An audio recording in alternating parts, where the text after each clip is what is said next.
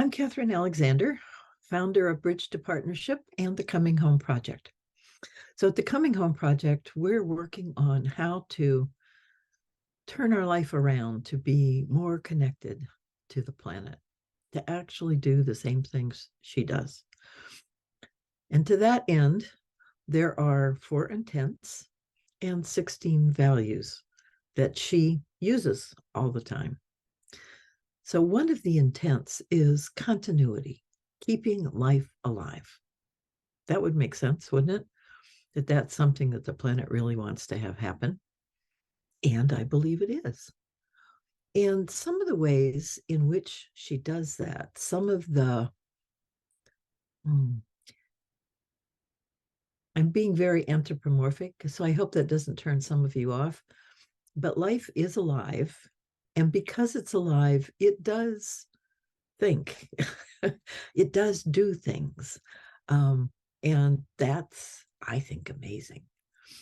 So, one of the intents is to keep life alive. And to do that, in this system, there are 4 values that she uses. So, there is thinking about the future first.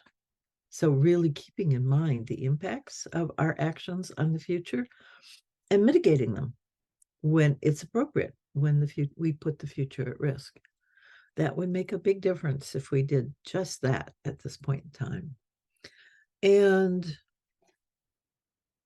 reciprocity is another value from that place, because the things that we do for each other, that I do for you and you do for me, keep things going. It's one of the ways in which life continues, is because we're always sharing, we're always giving and receiving. Every living thing is giving and receiving from something to something. That's inherent in how the world is designed. So we can't do anything else, actually, except say no, which of course humans sometimes do. And then there is interdependence, which I've talked at some length on the podcast about. So reciprocity and interdependence are so closely aligned. But there's a 4th one, which is a little different. You might not really think about it. But the Earth is, in systems terms, a closed system. Nothing new comes here. The only thing that is here are things that are made here. The only thing that enters this space that didn't come from here is energy from the sun. Everything else is made here and remade here and remade here and remade here. There is no waste, none. There is nothing wasted. Now think about that for a minute. How different would your life be if there was no waste in your life? We wouldn't need garbage men, right? What would you do then with old, outworn things, things that break, things you don't need anymore? What would you do with those to ensure there is no waste? It's really a very, very big issue. It's a very big thing to contemplate, to really get that everything on earth eats and is eaten by something.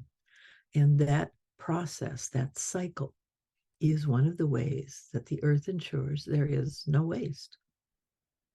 Humans, however, tend to withhold ourselves from this process. So, where does our poop go? Not back to the earth. We process it, do all sorts of things with it, but we don't put it back into the earth, which is one of the ways everybody else does it. Our bodies, we put them in mausoleums and in caskets and in cement boxes to last forever instead of returning them. And we also love to burn things. We burn stuff up all the time. So we recycle a few stuff, yeah, a little bit, but mostly stuff is not recycled. We have garbage dumps, we got a few of those, but they're not designed to recycle. They're designed to store. And they putrefy. They don't really recycle.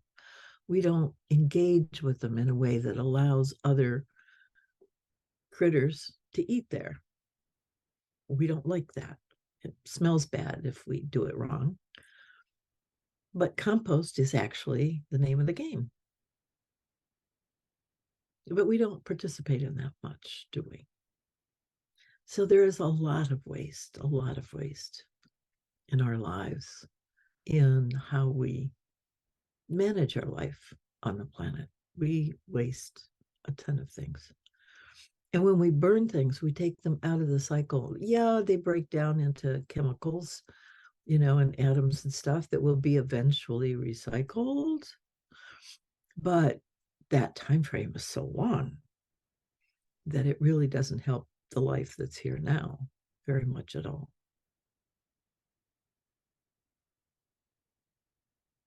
There are lots of different kinds of waste, aren't there? There's a waste of time, but we have to be careful about that one, because sometimes we call waste of time just sitting there, not doing anything, when really what we're doing is thinking or integrating something in our life. One of the problems with trauma is that people don't take the time to integrate. They move on, they stuff it. So they're not taking time, and they're wasting time by doing that because they're not wholly present.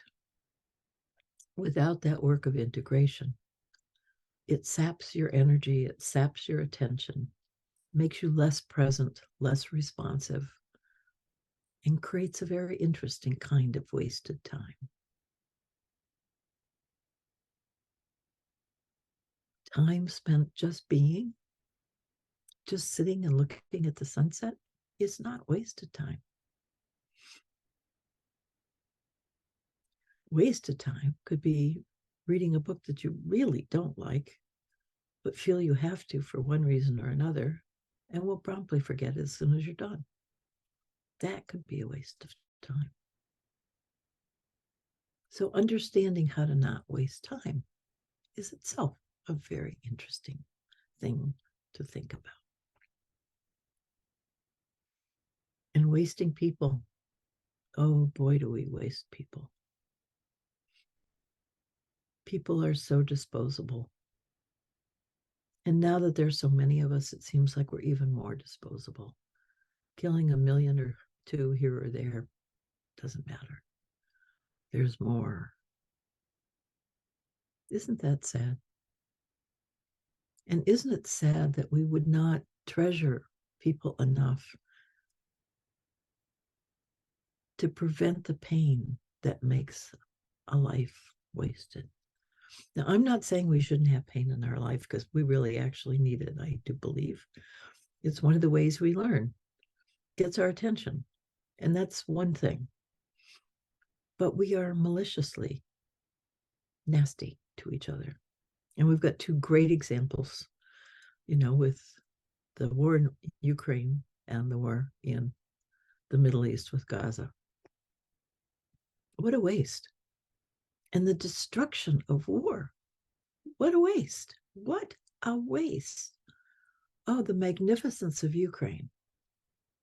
Those beautiful, just astounding buildings.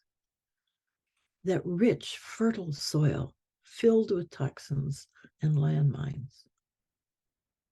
What a waste. What a waste. These things will be reclaimed in time, but what a waste. We waste so much. What would it look like if we didn't waste anything anymore? If we treasured everything so much that we wanted to have it serve at its highest purpose, always. And when one high purpose no longer fits, it is the next high purpose that it's transferred to.